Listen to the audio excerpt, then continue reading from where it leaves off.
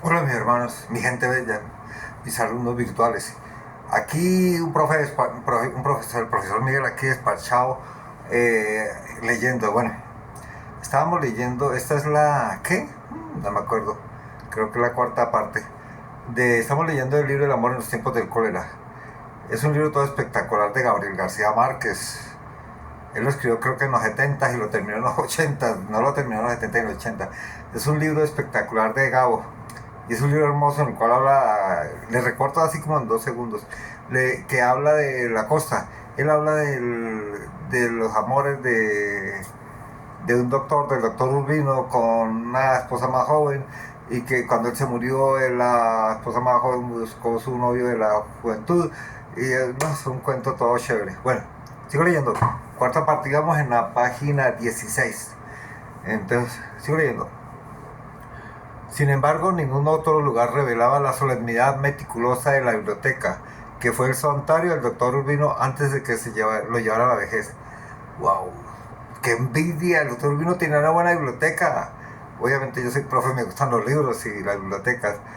Que obviamente dice que era su santuario antes de que volviera viejo. Cuando uno está viejo, pues ya no le casi. O puede leer en los programas de internet, que probablemente le leen a uno. Chévere, digamos. Allí alrededor del escritorio de nogal de su padre y de las poltronas del cuero capitonado hizo cubrir los muros y hasta las ventanas con anaqueles vidriados y colocó en un orden casi demente 3000 libros idénticos empastados en piel de becerro y con sus iniciales doradas en el lomo. ¡Wow! ¡Qué caché! ¡Qué categoría del doctor Urbino! Piel de becerro. Al contrario de las otras estancias que estaban a merced de los estropicios y los malos alientos del puerto, la biblioteca tuvo siempre el sigilo y el olor de una abadía, nacidos y criados bajo la superstición caribe de abrir puertas y ventanas para convocar una fresca que no existía en la realidad. El doctor Urbino y su esposa se sintieron al principio con el corazón oprimido por encierro, pero terminaron por convencerse de las bondades del método romano contra el calor, que consistía en mantener las casas cerradas en el sopor de agosto, que no se metiera el aire ardiente de la calle y abrirlas por completo para los vientos de la noche. ¡Wow! Eso es pura ciencia. O sea, aguantarse un poquito el calor, pero no dejar meter el calor de la tarde, que es gigantesco. Y abrir las ventanas para que en la noche entre el fresco. Durísimo el doctor Vino, debe ser científico, debió haber sido científico. Bueno, la noche. La suya fue desde entonces la más fresca en el sol bravo de la manga, y era una dicha hacer la siesta en la penumbra de los dormitorios y sentarse por la tarde en el pórtico a ver pasar los cargueros de Nueva Orleans, pesados y cenicientos, y los buques fluviales de rueda de madera con las luces encendidas al atardecer que iban purificando con un reguero de músicas el muladar estancado en la bahía. ¡Wow! Era también la mejor protegida de diciembre a marzo. La biblioteca de diciembre a marzo por el frío, que cuando los alisios del norte desbarataban los tejados y se pasaban la noche dando vueltas como lobos hambrientos alrededor de la casa y en busca de un resquicio para meterse. Nadie pensó nunca que el matrimonio afincado sobre aquellas simientes pudiera tener algún motivo para no ser feliz. Claro, entonces sí, claro, el viento siempre busca meterse por algún resquicio, por algún huequito para, obviamente, para inundar todo. Como ellos cuidaban mucho, muy bien los libros, pues la biblioteca era muy privilegiada. Y que como tenían tantos libros y se llamaban y hacían las cosas, pues no había motivo para ser infeliz, mejor dicho. Qué bueno, digamos, para no ser feliz. En todo caso, el doctor Urbino no lo era aquella mañana, cuando volvió a su casa antes de las 10, trastornado por las dos visitas que no solo le habían hecho perder la misa de Pentecostés, sino que amenazaban con volverlo distinto a una edad en la que ya todo parecía consumado. Acordémonos que fue la visita primero, la visita al muerto. Acordémonos que murió Jeremiah Sainamor. Y la segunda visita que fue a la concubina, la mujer del muerto, que ahí no dice el nombre de ella, que era una morenaza, pero no dice. Claro, y ella, acordémonos que le dieron un papel, una hoja que le había dejado al muerto. ¿Listo? Quería dormir una siesta de perro mientras llegaba la hora del almuerzo, de gala del doctor Lacides Oliveira, pero encontró la servidumbre alborotada, tratando de coger el loro que había volado hasta una rama más alta del palo de mango. Cuando lo sacaron de la jaula para cortar las alas, era un loro desplumado y maniático que no hablaba cuando se le pedía, sino que en las ocasiones menos pensadas, pero entonces lo hacía con una claridad y un uso de razón que no eran muy comunes en los seres humanos. Había sido amaestrado por el doctor Urbino en persona, y eso le había valido privilegios que nunca tuvo en la familia, ni siquiera los hijos cuando eran niños. Bueno, el doctor vino para educar a su loro. Entonces en la casa, desde hacía más de 20 años y nadie supo, estaba en la casa desde hace más de 20 años y nadie supo cuántos había habido antes. Tanto Dios, loro viejo. ¿Cómo es que dicen que el loro viejo no aprende a hablar? Pues ese sí aprendió. Todas las tardes después de la siesta el turbino se sentaba con él en una terraza del patio, que era el lugar más fresco de la casa, y había apelado a los recursos más arduos de su pasión pedagógica hasta que el loro aprendió a hablar el francés como un académico. Después, por puro vicio de la virtud, le enseñó el acompañamiento de la misa en latín. ¿El acompañamiento de la misa en latín? ¿Ve? Y algunos trozos escogidos del Evangelio según San Mateo.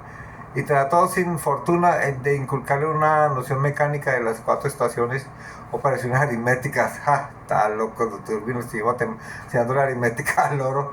En uno de sus últimos viajes a Europa trajo el primer fonógrafo de bocina con muchos discos de moda y sus compositores clásicos favoritos. Eran entonces aparatos de música antiguos. Día tras día, una vez y otra vez, durante varios meses, le hacía oír al loro las canciones de Yvette Gilbert y Aristide Bruin, que habían hecho la delicia de Francia en el siglo pasado, hasta que las aprendió de memoria. Las cantaba con su voz de mujer, y si eran las de ella, y con voz de tenor si eran las de él. Terminaba con unas carcajadas libertinas que era el espejo magistral de las que soltaban las sirvientas cuando lo oían cantar en francés. La fama de sus gracias había llegado tan lejos que a veces pedían permiso para verlo algunos visitantes distinguidos que venían al interior de los buques fluviales, y en una ocasión trataban de comprarlo a cualquier precio unos turistas ingleses, de los muchos que pasaban en esa época de los barcos bananeros de New Orleans. Sin embargo, el día de su gloria mayor fue cuando el presidente de la República, don Marco Fidel Suárez, con los ministros de su gabinete en pleno, vinieron a la casa a comprobar la verdad de su fama. Apuesto que ahí sí no cantó el bendito loro. Llegaron como a las 3 de la tarde, sofocados por las chisteras y las lévitas de paño almidonados que no se habían quitado en 3 días de su visita oficial bajo el cielo incandescente de agosto. Ustedes imaginan ese calor tan, y fue mi chica en Cartagena en agosto y ellos todos almidonados. Uy, no, santo Dios, pobrecitos. Y tuvieron que irse tan intrigados como vinieron, porque el loro el loro se negó a decir ni pío. No dijo este pico es mío durante 2 horas de desesperación, a pesar de las súplicas y la amenaza y la vergüenza pública del doctor Urbino, que se había empecinado en aquella invitación temeraria contra las adversidades sabias de su esposa. Pues el loro lo cascó. Fue el presidente Marco Fidel Suárez a mirar allá todo pinchado. Marco Fidel Suárez dijo sí. Te hago usted el pico es mío. No me acuerdo, no lo veo. Sí, Marco Fidel Suárez, a ver, a comprobar que el loro sabio sabiduría. Y saben que el loro, y fue más chica, no dijo este pico es mío ni nada. Hizo quedar al doctor Urbino, pobrecito. El hecho de que el loro hubiera mantenido sus privilegios después de ese desplante histórico que había sido prueba final de su fuero sagrado, ningún otro animal estaba permitido en casa, salvo la tortuga de tierra. ¿Una tortuga? Que había vuelto a aparecer en la cocina después de 3 o 4 días, se creyó perdida para siempre. Pero esta no se tenía como un ser vivo, sino más bien como un amuleto mineral para la buena suerte. ¿Un amuleto, una tortuga? del que nunca se sabía a ciencia cierta por dónde andaba. El doctor Urbino se resistía a admitir que odiaba a los animales y lo disimulaba con toda clase de fábulas científicas y pretextos filosóficos que convencieron a muchos, pero no a su esposa. Decía que quienes lo amaban en exceso eran capaces de las peores crueldades con los seres humanos. Decía que los perros no eran fieles sino serviles. ¿Los perros no son fieles sino serviles? No, pero los perros son, se ha comprobado que los perros son todos queridos y no solo serviles. Yo creo que ahí estaba equivocado. Que los gatos eran oportunistas y traidores. Pues yo tengo un gato y mentiras que ahí sí puede tener razón. El gato solo está por su buena vida. ¿Y son oportunistas? Sí. Si usted descuida y el gato se va por el vecino y el vecino le da mejor comida, adivine qué hace el gato. Se le olvidó que usted era su amigo y su amor y se fue por el vecino.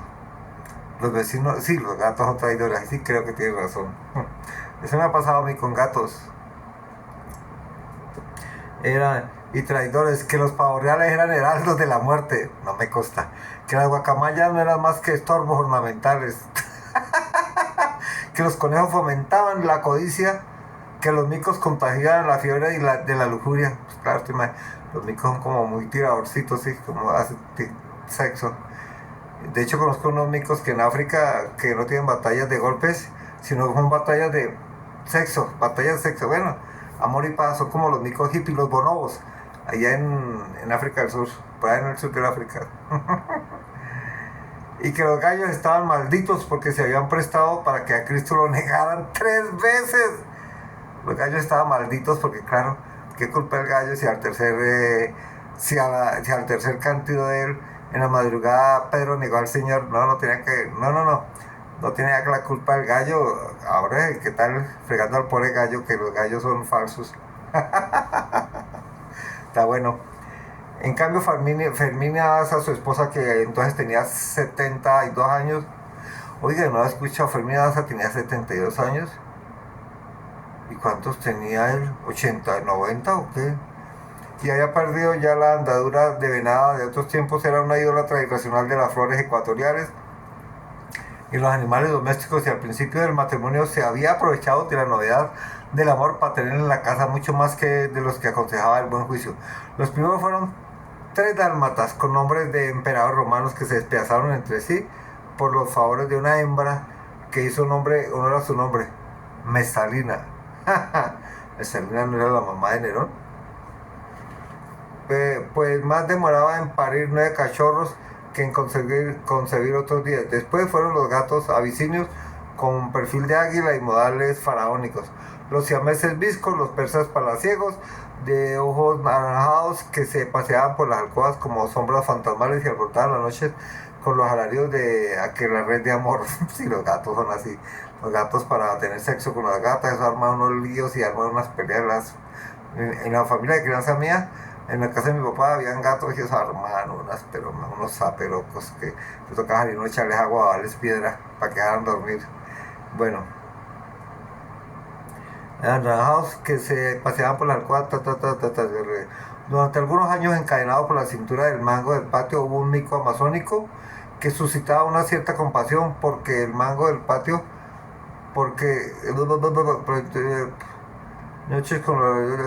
durante algunos años encadenado a la cintura en el mango del patio hubo un mico amazónico que suscitaba cierta compasión porque tenía el semblante atribulado del arzobispo Obdulio y rey y el mismo candor en los ojos y la elocuencia de sus manos. Pero no fue por eso que la enfermedad Daza se deshizo de él, sino por su mala costumbre de complacerse en honor de las señoras. Hijo de más chica, complacerse en honor de las señoras, que mico tan cochino, tan avispa. ¿Sí se imaginan lo que es complacerse en honor de las señoras? Viejas desventuradas, el mico haciendo la cosa y las viejas felices. Pues cojan oficio, ¿sí o no? Había toda clase de pájaros de Guatemala en las jaulas de los corredores y alcaravanes premitorios y garzas de ciénagas de largas patas amarillas. Y un ciervo juvenil, un ciervo que asomaba por las ventanas para comerse los anturios de las flores, poco antes de la última guerra civil. última guerra civil. ¿Cuál guerra civil? ¿De qué país? ¿Será la guerra de los 1010 o qué? Cuando se habló cuando se habló por primera vez de una posible visita del Papa, había traído a Guatemala un ave del paraíso que tardó en venir que en volver a su tierra. Se les voló, se fue para su tierra. Cuando se supo que el anuncio del viaje pontificio había sido un incendio del gobierno para asustar a los liberales confabulados. Otra vez compraron en los veleros de los contrabandistas de Curazao una jaula de alambre con 6 cuervos perfumados iguales a los que Fermín Daza había tenido de niña en la casa paterna. ¿Cuervos perfumados?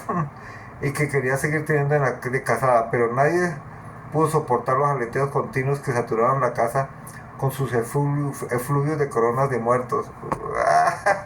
También llevaron una anaconda, una serpiente así de grosa y grandota, de 4 metros, cuyos suspiros de cazadora insome perturbaban la oscuridad de los dormitorios, aunque lograban con ella lo que querían, que era espantar con su aliento mortal a los murciélagos y a las salamandras y a las numerosas especies de insectos dañinos que invadían la casa en los meses de lluvia. El doctor Juvenal Urbino, tan solicitado entonces por sus obligaciones profesionales y tan absorto en sus promociones cívicas y culturales, le bastaba con suponer que en medio de tantas criaturas abdominales su mujer no era solo la más hermosa en el ámbito del Caribe, sino también la más feliz. Qué corazonazo el doctor Urbino, que su esposa tenía un zoológico entero portado de que era feliz. Pero una tarde de lluvias, al término de una jornada agotadora, encontró en la casa un desastre que lo puso en la realidad. Desde la sala de visitas hasta donde alcanzaba la vista, había un reguero de animales muertos, flotando en una ciénaga de sangre. Las sirvientas, trepadas en las sillas sin saber qué hacer, no acaban de reponerse del pánico de la matanza. Me imagino, ¿usted quién cree que fue? Yo creo que serían los animales que tenían los perros esos, o sería la serpiente. El caso fue que uno de los mastines alemanes, enloquecido por un ataque súbito de mal de rabia, había despedazado a cuanto animal de cualquier clase encontró en su camino, hasta que el jardinero de la casa vecina tuvo que enfrentarlo y lo despazó a machetazos. Primera medida, que jardinero tan valiente. ¿Saben qué es un mastín? Un animalazo. Y también pobre perro, pues que con rabia. ¿Por qué tendría rabia? En ese tiempo no creo que hubieran vacunas. No se sabía cuántos muertos ha mordido contaminado con sus espumarajos verdes, así que el doctor Urbino ordenó matar a los sobrevivientes e incinerar los cuerpos en campo apartado, y pidió a los servidores del Hospital de la Misericordia una desinfección a fondo de la casa. Lo único que se salvó, porque nadie se acordó de él, fue el morrocoyo macho de la buena suerte, el morrocoy, con su caparazón como tortuga, digamos. Pero pobres animales. Pero también el perro, ¿qué culpa?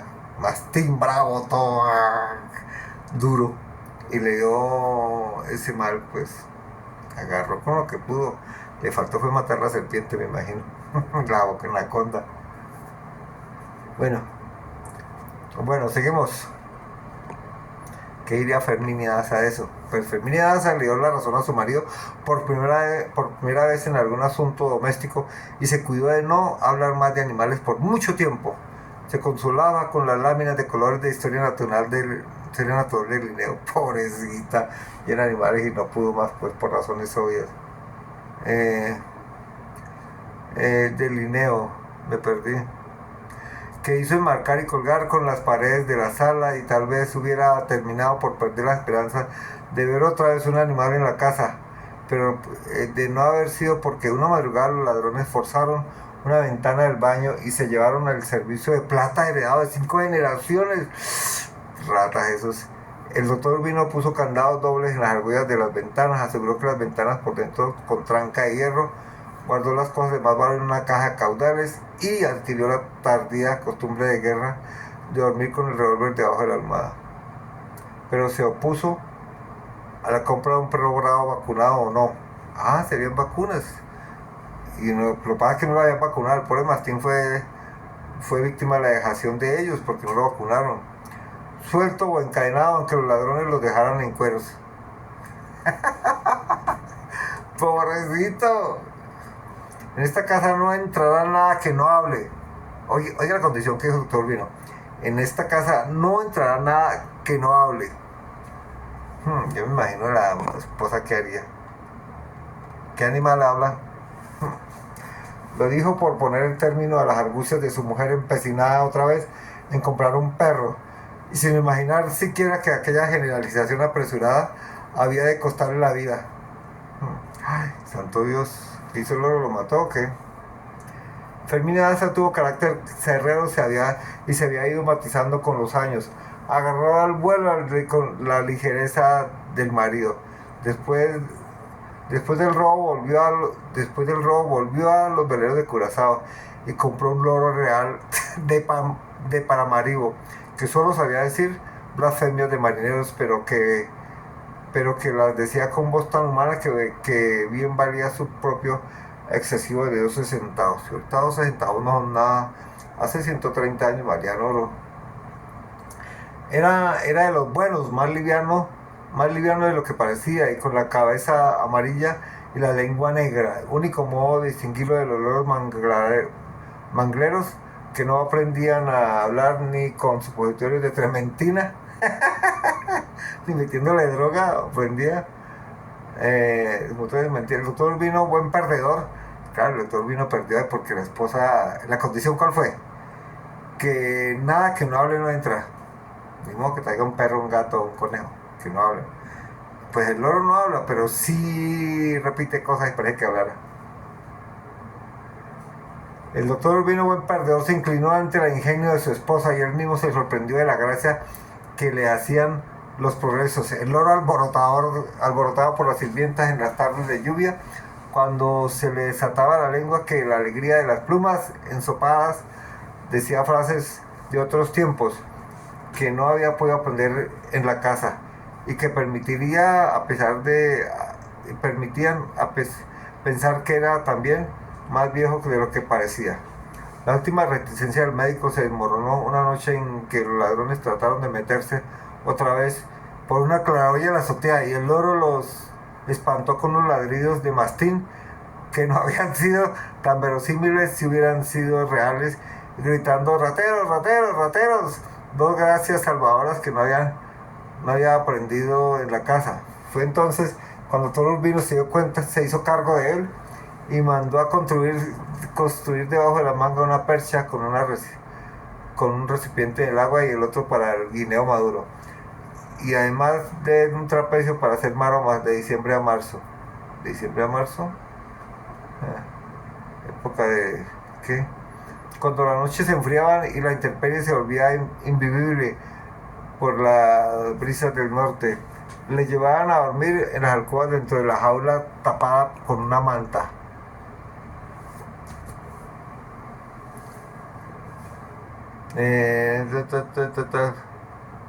Con una manta, a pesar de que el doctor Urbino sospechaba que su muermo crónico podía ser peligroso para la buena respiración de los humanos. ¿Sí? Contaminación de animales, pues, eso pasa mucho con el pelo de gato, el del perro, hay muchas alergias para eso.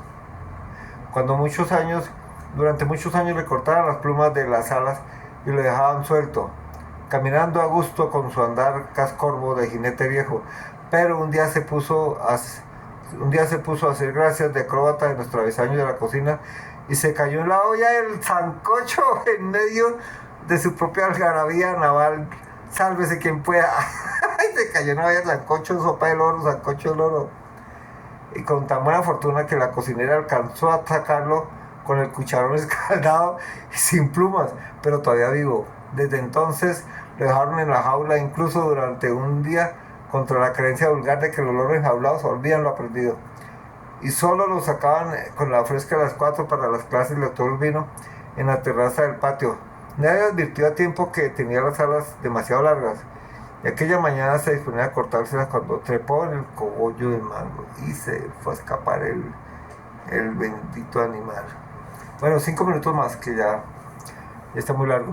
No habían logrado alcanzarlo en 3 horas. Las sirvientas, ayudadas por otras del vecindario, habían recurrido a toda suerte de engaños para hacerlo bajar, pero él continuó empecinado en su sitio gritando: muerto la risa, viva el Partido Liberal, viva el Partido Liberal, carajo, un grito temerario que les había costado la vida a más de 4 borrachitos felices. El doctor Urbino apenas había alcanzado a distinguirlo entre las frondas y trató de convencerlo en español y francés y aún en latín. El loro le contestaba con los mismos idiomas y con los mismos énfasis y el mismo timbre de voz, pero no se movió el cogollo. Convencido de que nadie iba a conseguirlo por las buenas, el doctor Urbino ordenó que pidieran ayuda a los bomberos, que era un juguete cívico muy reciente. ¿Juguete cívico muy reciente de los bomberos?